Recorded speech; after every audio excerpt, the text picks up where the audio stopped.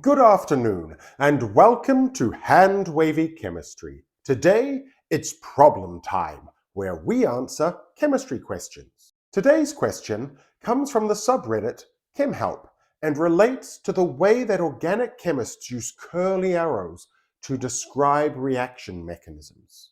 Now, these curly arrows are easy to run afoul of, especially for the novice chemist, because they have very strict rules associated with them and their use.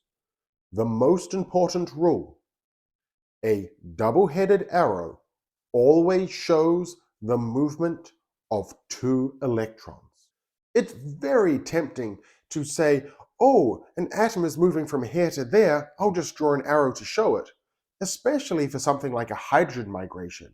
But this violates that rule. Instead, it must be an arrow coming from the electrons to the atom that is used to describe that movement.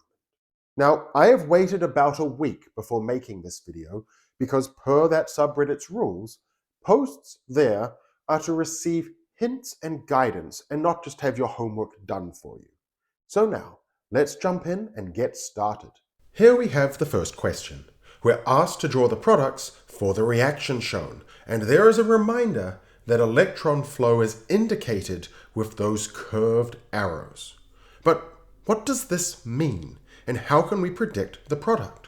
Let's redraw the initial structures and talk through what those arrows are telling us. Now I want to start by focusing on the arrow coming from the alkyne.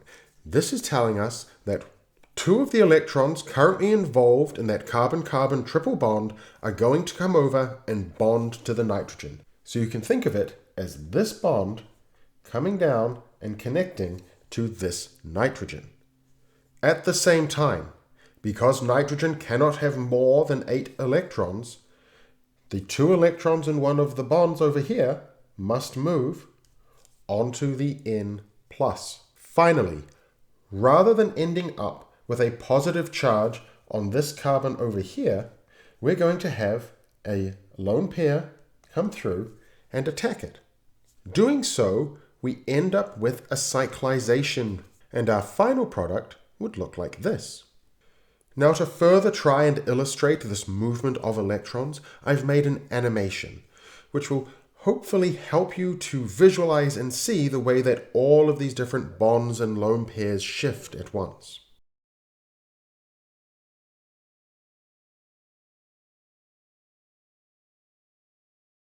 Before I move on to the second question, I just want to draw your attention to the fact that the question did say products.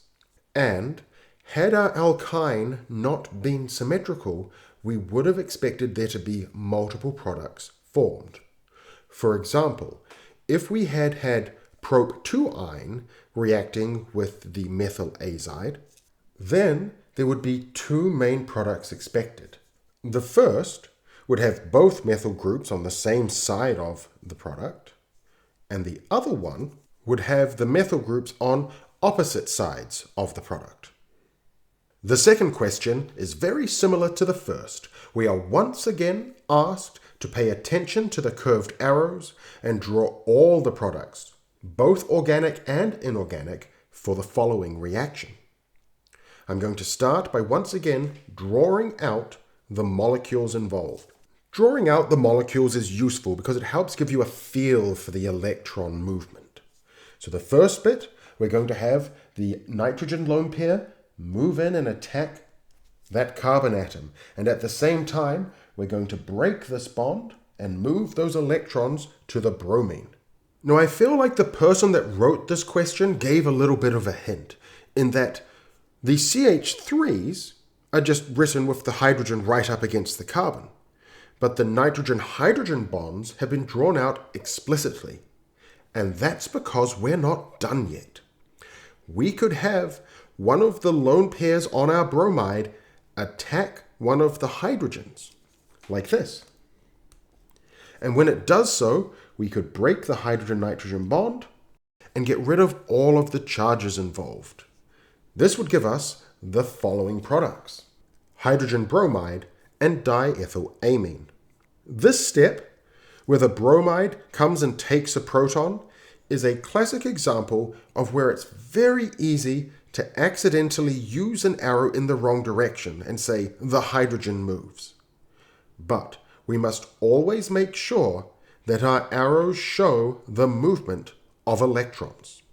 Both questions we just did always involved the movement of 2 electrons at a time, and as such we drew double-headed curly arrows. But it is possible for reactions to involve the movement of a single electron at a time. These are known as radical reactions, and we represent them using half-headed arrows. To illustrate this, I'm going to draw out the mechanism for both Markovnikov and anti-Markovnikov addition of HBr and 2-methylpropene. We'll start with the Markovnikov addition, which involves the movement of electron pairs at all times. For our first step, we will break this hydrogen-bromine bond, generating a proton and Br-. The double bond from our alkene will go and pick up that proton, and in doing so, we generate a tertiary carbocation,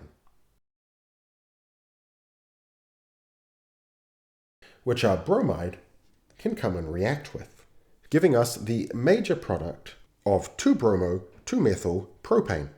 Now, if we were to do that same reaction in the presence of peroxides or some other type of radical generator, the result would be different. To start with, we would get homolysis of that hydrogen-bromine bond. Rather than showing peroxides or other radical initiators, I'm just going to abbreviate this as 1 electron from the bond going to the bromine and 1 going to the hydrogen. See how these are half-headed arrows? It's because we're only moving 1 electron. The result is we get a hydrogen radical and a bromine radical. Now the bromine radical can react with our methylpropene. And because bromine is large and bulky, it's primarily going to do so at the less sterically hindered carbon, which is this one. So we'll take 1 electron from our bromine radical, and we'll just take 1 electron out of that bond, because we're going to be forming a new bond, which will involve 2 electrons. And then, rather than having a weird bond with only 1 electron in it, we can take the other one and put it on that carbon, which gives us a carbon-bromine bond and a radical on that central carbon atom. That radical can go on to react with one of our hydrogen radicals. And in doing so, we get our final major product of 1-bromomethylpropane. Notice how the products from the reaction of hydrogen bromide with methylpropene depended on whether or not we moved 2 electrons at a time or 1 electron at a time. Now, I mentioned that the radical method involved some type of initiator, like a peroxide, and you may be wondering about how that occurs and what else we can do with radicals. Well, that is a story for another time. I hope you have enjoyed this video, and if you have, please make sure to like, subscribe, and share it with your friends. And if there is a question you'd like to see answered in a future problem time, please put it down in the comment section below. Thank you, and I hope you have a wonderful rest of your day.